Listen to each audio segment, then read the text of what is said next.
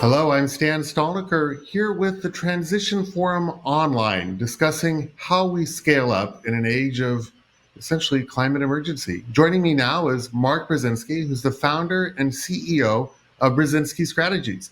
He's the former ambassador to Sweden under the Obama administration, and after his time in Sweden, Mark was leading the Obama administration's work on the future of the Arctic. Thank you for joining us today, Mark. Thanks for having me.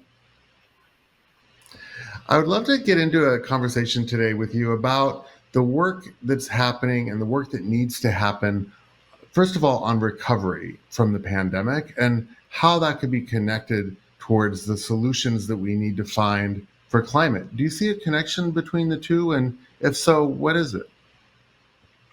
I see not only a connection between COVID recovery and the fight against climate change, I see an interdependence between them. If there's anything the coronavirus has shown is that humankind has an unhealthy relationship with nature. And we need a roadmap going forward that creates a better balance, a better harmony. Otherwise, we're going to face such challenges in the future. I've been super impressed with what the Europeans have put forward in the last month, and especially the head of the EC, Ursula von der Leyen. Her 750 billion euro COVID recovery plan is intrinsically connected to the fight against climate change because how it proposes to pay for it through a carbon tax, through a proposal to have it pay through the plastics industry. I think these are very thoughtful ideas that are pertinent to America's recovery. The challenge is that too few Americans know about it. And it's incumbent on the Europeans to share their ideas and ultimately to help lead global recovery when it comes to what happens after Corona and the future of the fight against climate change. But the Europeans have to lead here. They can't shirk from that. It's very interesting, this idea of European leadership on the global stage when it comes to climate, and the fact that we are seeing some movements with this big sort of roadmap to recovery. Do you think that the U.S. could deploy a similar type of roadmap to recovery in terms of the economy and climate?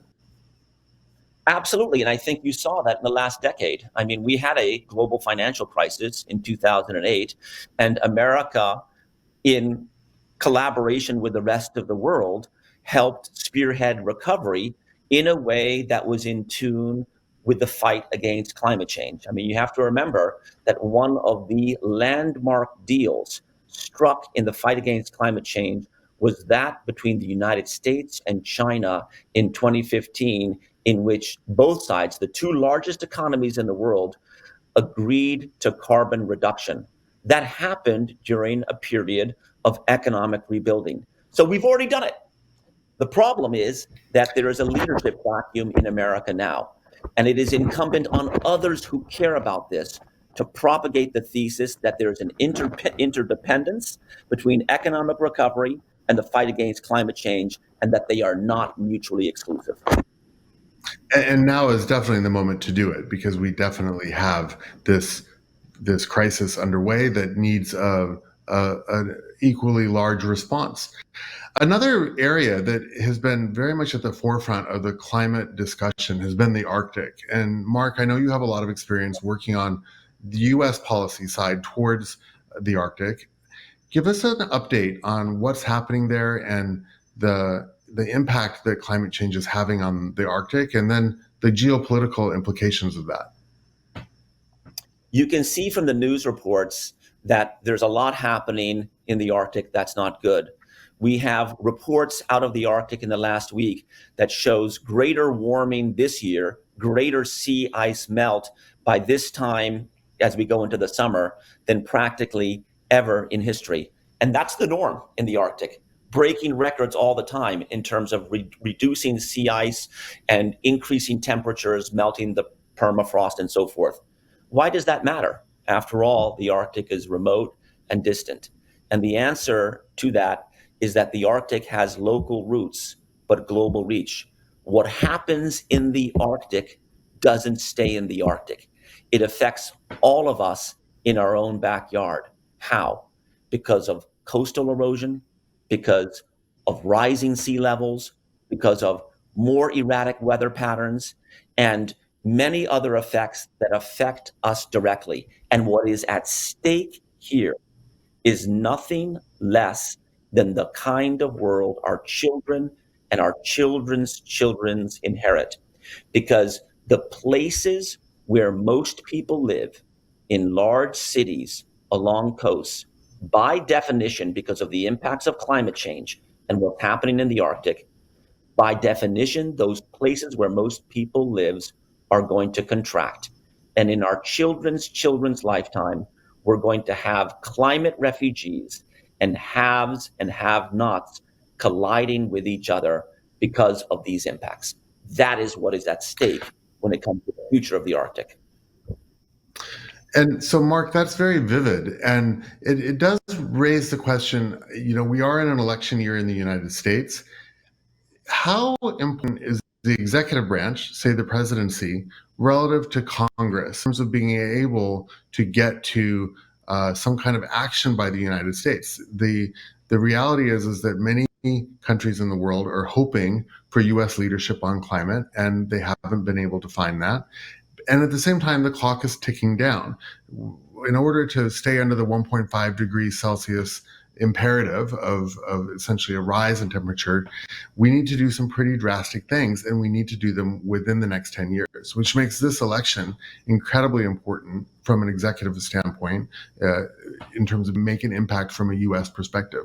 How important is the presidency to this relative to Congress, or is this something that can be done outside of essentially executive pressure?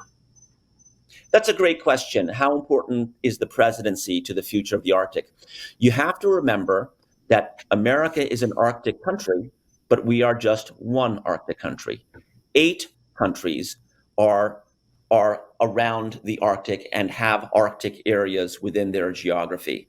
So America is not preponderant in the Arctic. We have to work with others when it comes to decision making in the Arctic. And beyond that, a lot of other countries that are not Arctic countries have a direct interest in the Arctic, whether it's the impacts of climate change or shipping or resource development and the like.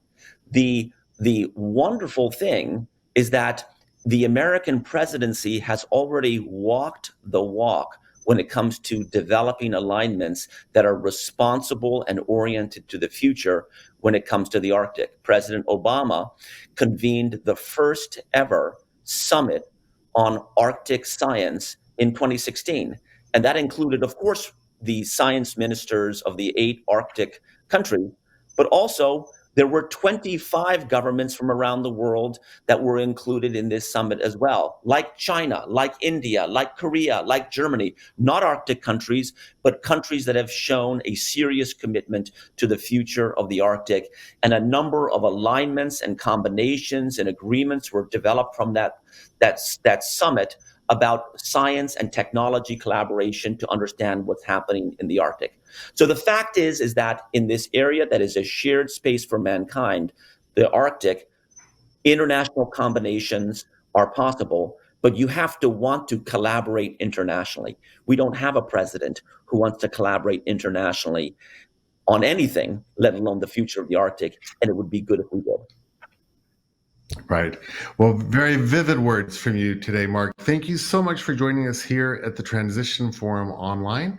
And we look forward to catching you again soon. Where can we find out more about the work you're doing with Brzezinski Strategies? Please go to www.brzezinskistrategies.com to visit my website. Thank you very much for this opportunity to speak with you. Thank you, Mark.